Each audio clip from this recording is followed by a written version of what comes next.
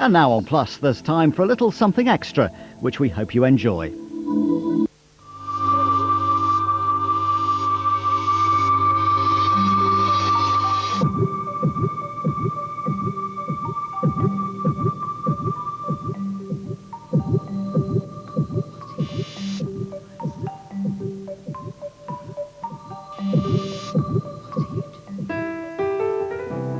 Nothing much remains of what was once Hollywood's finest restaurant, the Brown Derby at 1628 Vine Street.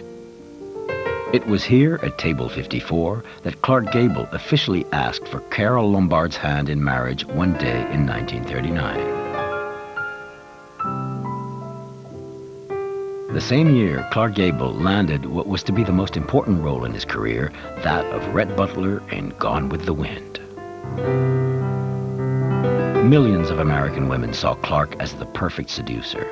His virile, slightly swarthy looks, together with his fine mustache and sticking out ears, won him thousands of female fans. No one begrudged Carole Lombard her luck. Everyone agreed that she and Gable made a wonderful couple. Before marrying Lombard, Gable had spent 8 years with his far less attractive second wife, Rhea Langham. Gable earned his reputation as a great lover because of all the pretty women he kissed on screen and his numerous affairs off-screen.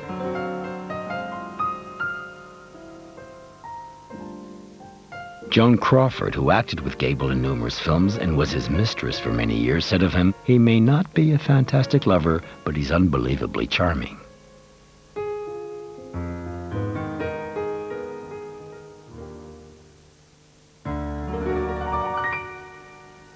Even Carole Lombard, who was madly in love with him, declared, "My God, you know how I love Clark, but I can't say he's a hell of a good lay."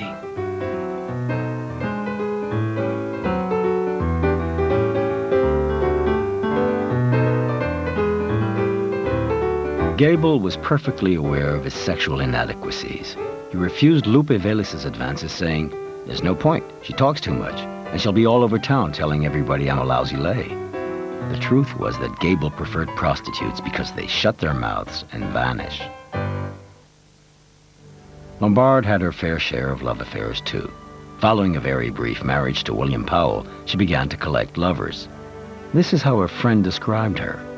"On the screen, she resembles a virginal princess, but she lives like a tigress and flirts like a brightly colored butterfly." But she found her soulmate in Clark Gable. MGM predicted they'd have a bright future, and Louis B. Mayer himself actively encouraged the couple.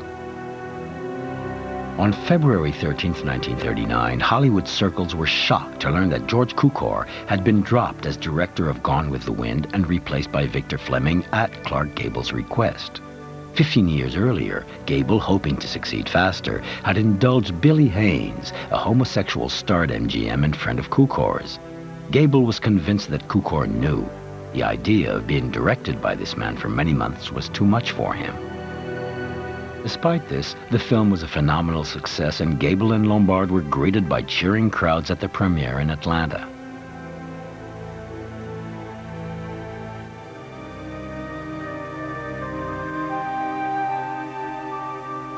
But in 1942, a tragic event shattered their happiness.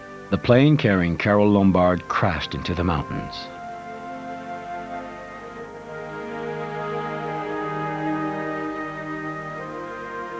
Her death made headline news all over the world.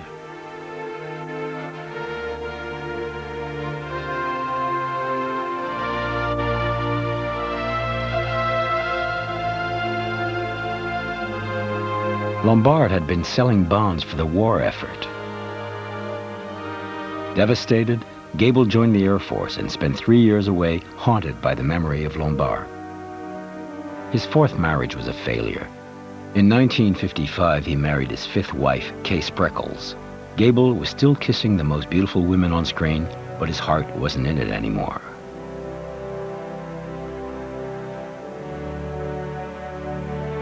He died of a heart attack on November 16, 1960. He never saw his son, who was born shortly after. The man who thought he couldn't act enjoyed saying, "When I'm dead, they'll write on my tombstone, he was lucky and he knew it." He was laid to rest next to Carole Lombard, the love of his life.